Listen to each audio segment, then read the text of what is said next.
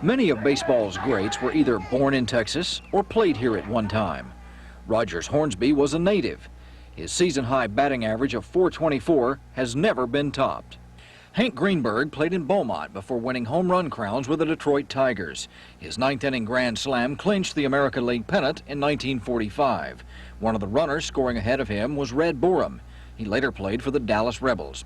Borum lives in Dallas today, where once a month, those old baseball memories come to life when the Ex-Pro Baseball Players Association of Texas meets. Well, I was just swinging where he was throwing that day, and Bob Feller, I had faced him once before, and the first two times I managed a couple of base hits off him on that curveball, and I didn't see anything but the fastball the rest of the day, and I wound up with 5 for 5 that day off him. Tex Shirley was a pitcher for the Philadelphia Athletics and St. Louis Browns. Well, I hit .286 in the American League. I thought that was pretty good hitting. I was the third leading hitter on the ball club. That's not bad hitting, in my opinion. If I hit .286 now, I'd probably get paid $100,000 a month. Many of the ex-pros played in the Texas League during its better days. They say today's game doesn't compare with the baseball they knew.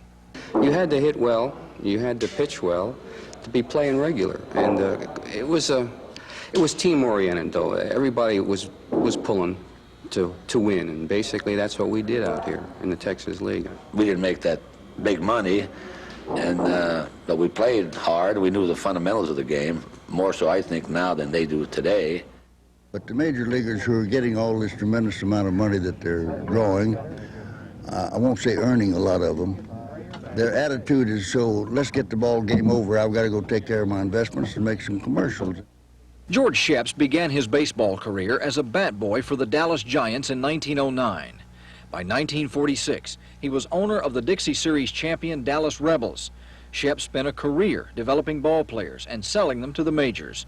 Today at 84, he's still at it, heavily involved with the Ex-Pros annual baseball showcase. We write to coaches of 76 high schools and junior colleges asking about the sophomores who are graduating in junior college and the seniors in high school.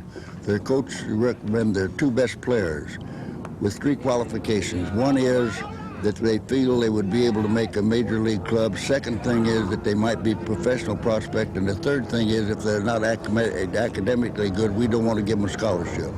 The prospects are divided into teams coached by the ex-pros. Longtime Texas League executive Milton Price tosses out a ceremonial first ball. What follows is a baseball junkie's ultimate fix. Game after game, played before dozens of college coaches and pro scouts. Texas Tech has built their ball club from here. The Ranger Junior College came here and got 14 men out of one thing and won the Junior College World Championship the next year. So it makes a lot of difference.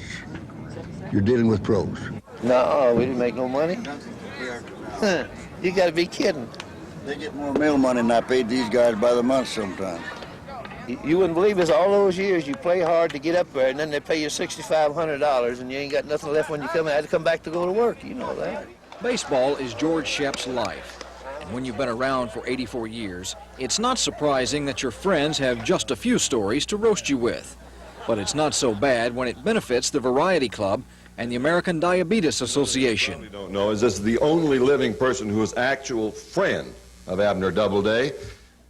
If the minor league days in Dallas are only memories for those old enough to have enjoyed those summer afternoons in the stands at Burnett Field, they are even more special for those blessed with the ability to participate on the field.